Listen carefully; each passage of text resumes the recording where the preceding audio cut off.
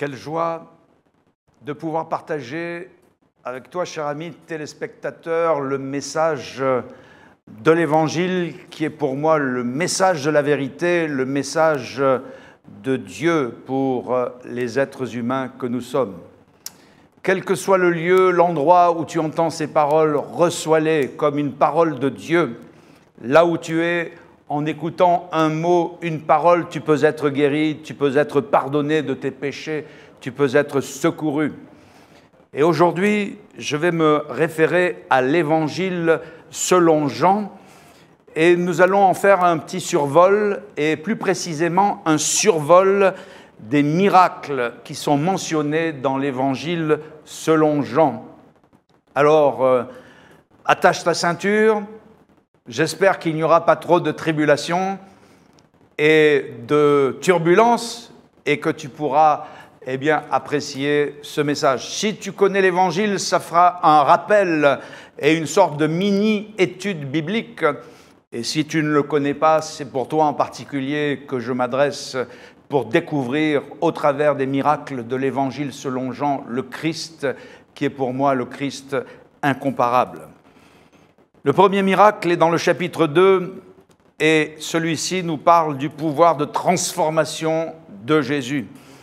Dans ce mariage dans lequel Jésus est invité dans le petit village de Cana, il y a un souci, il n'y a plus de vin. Et plus de vin dans un mariage à l'époque en Israël, ça veut dire que le mariage ne pourra pas être consommé, le mariage ne pourra pas être célébré et rendu officiel. Alors Jésus va faire un miracle de transformation. Il va changer l'eau en vin. Et ce miracle, qui est un miracle signe, nous renseigne sur le pouvoir de transformation qui est en Jésus. Un jour, un jeune enfant avait écouté ce message, cette prédication sur Jésus qui change l'eau en vin à Cana. Et quand il est rentré, il en a fait le rapport à son papa. Alors son papa lui a dit: de quoi a-t-il été question dans le message aujourd'hui, dans la prédication aujourd'hui? Et l'enfant a dit, il a été question de Cana, du mariage qui a eu lieu où Jésus a changé l'eau en vin. Alors qu'est-ce que tu as retenu? Lui a dit le papa. Et le petit enfant a dit: s'il y a mariage, faites en sorte d'inviter Jésus. S'il y a mariage dans ta vie, fais en sorte d'inviter Jésus. Et dans le mariage, je ne parle pas seulement du jour du mariage, mais je parle du mariage, c'est-à-dire du foyer, de ta famille. S'il y a mariage, fais en sorte d'inviter Jésus. Jésus a un pouvoir de transformation. Il change, nous dit le psaume 107, les fleuves en étang, les sources d'eau en terre desséchée. Et dans ce même psaume, il est dit, il change le désert en étang, la terre aride en source d'eau. Il y a un pouvoir de transformation en Jésus. Et le plus grand pouvoir de transformation est celui qui a de transformer ton cœur, de changer ton cœur. Les médecins n'ont pas pu changer ton cœur. Tes parents n'ont pas pu changer ton cœur. Les éducateurs spécialisés même n'ont pas pu changer ton cœur. Il est parfois dur, le cœur de l'homme, mais Jésus a le pouvoir de le changer et de le transformer. Après Cana, en Galilée, il y a le miracle du fils de l'officier. Dans Jean chapitre 4 et au verset 46, voici qu'un père de famille fait un long parcours de Capernaum. Il va longer le lac de Tibériade et il va se rendre dans le petit village de Cana où Jésus a changé l'eau en vin, ayant entendu parler de lui. Et il demande à Jésus de secourir son fils qui est sur le point de mourir. Et avec instance, il demande à Jésus de venir chez lui. Et Jésus ne va lui répondre que par une parole. Si à Cana, nous avons le pouvoir de la transformation en Jésus, avec le fils de l'officier du roi, nous avons le pouvoir de la parole de Jésus. Que diriez-vous, chers amis, si vous alliez chercher le médecin ou le pasteur ou l'homme de Dieu? Que diriez-vous si vous faisiez un long parcours comme cet homme a fait et que, au lieu de se déplacer, peut-être qu'il aurait voulu que Jésus vienne lui faire une imposition des mains, une longue prière, eh bien, cette personne que vous recherchez ne vous réponde que par une parole. Vous diriez, eh bien, c'est un peu spécial quand même, ce médecin ou ce prédicateur ou cet homme de Dieu, etc. Mais il est dit que cet officier du roi crut à la parole que Jésus avait dite. Quelle parole? Jésus lui a dit, ton fils vit, va, ton fils vit. Et comme un rugbyman qui saisit le ballon en pleine main et qui se dirige vers la ligne de démarcation pour marquer l'essai, cet homme a saisi cette parole de Jésus, la balle au bond, et puis il est rentré chez lui. Cette parole résonnait dans son cœur, dans la descente qui le ramenait vers le lac en rentrant chez lui. Ton fils vit, ton fils vit, ton fils vit, ton fils vit. Et quand il est arrivé, il a vu des mains qui s'agitaient, des personnes qui lui criaient « Ton fils vit !» Et puis ce jeune enfant, qui était son fils, venir dans les bras de son père. On lui a dit « Hier, il était au plus mal. Hier, on pensait qu'il allait mourir. Et puis tout à coup, il s'est mis debout. Il a demandé à manger. Il a été complètement guéri. » Cette parole de Jésus est une parole de grâce. Cette parole de Jésus est une parole d'espoir. Il n'y a que lorsque tu tournes le dos à Dieu qu'il n'y a plus d'espoir. Mais si tu viens à Jésus, cette parole de Jésus va te donner l'espoir. Cette parole de Jésus est une parole d'autorité. Cette parole de Jésus est une parole de vérité. Il a pu constater que la parole que Jésus avait prononcée la veille, à l'heure qu'il a constaté, elle s'est accomplie dans la vie de son Fils. C'est une parole de vie, non pas la vie qui coule dans nos veines et dans notre sang, mais ce genre de vie que l'Évangile appelle la vie éternelle, qui est le genre de vie qui est en Dieu, la qualité de vie qui est en Dieu, et que Jésus est venu mettre en démonstration et que Jésus est venu nous offrir. Le troisième miracle est celui du paralytique de Bethesda dans Jean au chapitre 5, et celui-ci nous parle du pouvoir de guérison qu'il y a en Jésus. Voici un homme que Jésus rencontre, il est malade depuis 38 ans, handicapé à 100%. Tu sais, quand tu es malade depuis 38 ans, ce n'est pas 38 jours, ce n'est pas 38 mois, c'est 38 ans, c'est une galère. Et cet homme n'a plus d'espoir, et un homme qui n'a plus d'espoir, un homme qui est seul parce qu'il dira « je n'ai personne », Jésus lui dit « veux-tu être guéri ?» Et Jésus va lui prononcer cette parole de guérison, « Lève-toi, prends ton lit et marche ». Et cet homme a reçu cette parole, la parole de Jésus lui a donné, eh bien, lève-toi, une nouvelle position, car l'Évangile donne à l'homme une nouvelle position. Il s'est levé, il était position, pourrais-je dire, horizontale. Jésus l'a mis debout. Cet évangile que j'annonce met l'homme debout. Si tu es par terre, si tu n'arrives pas à te relever, si tu es un jeune, comme on dit familièrement, qui est sur le carreau, qui n'arrive pas à t'en sortir, Jésus a le pouvoir de te mettre debout. Lève-toi, lui dit Jésus, prends ton lit. Et ce prends ton lit, c'était pour lui une nouvelle force. Jusqu'à maintenant, son lit l'avait porté, mais là, la puissance de Jésus et de l'Évangile qui va le guérir, va non seulement le mettre debout, mais lui donner une nouvelle force. Tu as besoin de force, non seulement physique, mais morale, spirituelle, pour résister à la tentation, pour être secouru dans tes addictions, qu'elles soient d'alcool, qu'elles soient de drogue, de jeux d'argent ou autre encore. Eh bien, l'Évangile te donne la force de triompher. Et enfin, lève-toi, prends ton lit et marche. Et pour cet homme qui ne marchait pas, ceci depuis 38 ans, de marcher, c'est une nouvelle vie. Et l'Évangile donne une nouvelle vie. Si quelqu'un est en Christ, il est une nouvelle créature. Les choses anciennes sont passées, toutes choses deviennent nouvelles. Il y a ensuite le quatrième miracle dans Jean chapitre 6, la multiplication des pains. Et ce miracle, une petite parenthèse au passage, est relaté par les évangiles qu'on appelle synoptiques, Matthieu, Marc, Luc, et il est relaté aussi par l'évangile selon Jean qui nous retient aujourd'hui notre attention. Et tous en arrivent à la même conclusion, et l'évangile selon Jean nous dit que tous ont été rassasiés. C'est le pouvoir de Jésus de nous rassasier, non seulement notre corps, car il y avait toute une foule avec des enfants, des femmes, qui, par le biais de 5 pains et de 2 poissons, ont été nourris alors qu'ils étaient dans les mains de Jésus. Ces pains et poissons ont été multipliés et tous ont été rassasiés. Alors quelqu'un qui vous donne le pain gratuit, c'est pas mal. Et il voulait faire de Jésus le président, il voulait faire de Jésus le roi. Et Jésus s'est esquivé parce qu'il n'était pas venu pour être le roi sur cette terre. Il a dit « Mon royaume n'est pas de ce monde ».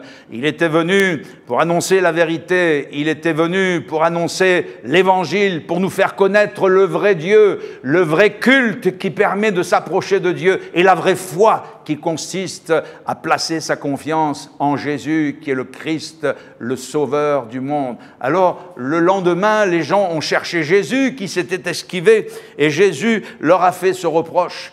Vous me cherchez, mais vous n'avez pas compris le sens du signe miraculeux que j'ai fait. Vous me cherchez parce que vous avez mangé hier, mais maintenant votre ventre est vide. Et Jésus leur dit, travaillez, non pour la nourriture qui périt, mais pour la nourriture que le Père vous donnera au temps convenable. Et Jésus va prononcer ce merveilleux message, « Je suis le pain de vie. Celui qui vient à moi n'aura jamais faim, et celui qui croit en moi n'aura jamais soif. » Tu as faim de joie, tu as faim de justice, tu as faim de vérité, tu as faim d'amour, tu as faim de connaître une vie d'épanouissement et jusqu'à maintenant, ton âme et ton être intérieur est affamé. Viens à Jésus, il est le pain de vie, il pourra combler ton être intérieur. Et comme cette foule, comme ces gens, tu pourras être toi-même rassasié. Nous sommes ensuite dans le 5e miracle de l'Évangile selon Jean, c'est la guérison de l'aveugle né de Jérusalem. Jésus, en le rencontrant, va faire un petit amalgame de boue, va lui appliquer cette boue sur les yeux, il va lui dire « Va, lave-toi au réservoir, à la fontaine de Siloé ». Et cet homme va s'exécuter. Jésus, ayant fait cet amalgame, a pu dire « Pendant que je suis dans le monde, je suis la lumière du monde ».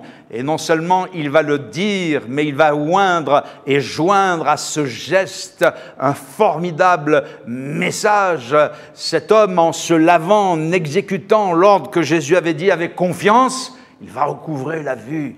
Il s'en est retourné, voyant clair. Et nous avons ici le Christ qui non seulement peut ouvrir les yeux d'un aveugle sur le plan physique. Jésus peut te guérir de tes maladies physiques. Jésus peut ouvrir tes yeux s'ils sont atteints de cécité. Jésus peut ouvrir tes oreilles si elles sont atteintes de surdité. Jésus peut ouvrir ta langue si elle souffre d'un mutisme. Jésus peut le faire. Mais au-delà de ce miracle physique, Jésus dira « Pendant que je suis dans le monde, je suis la lumière du monde ».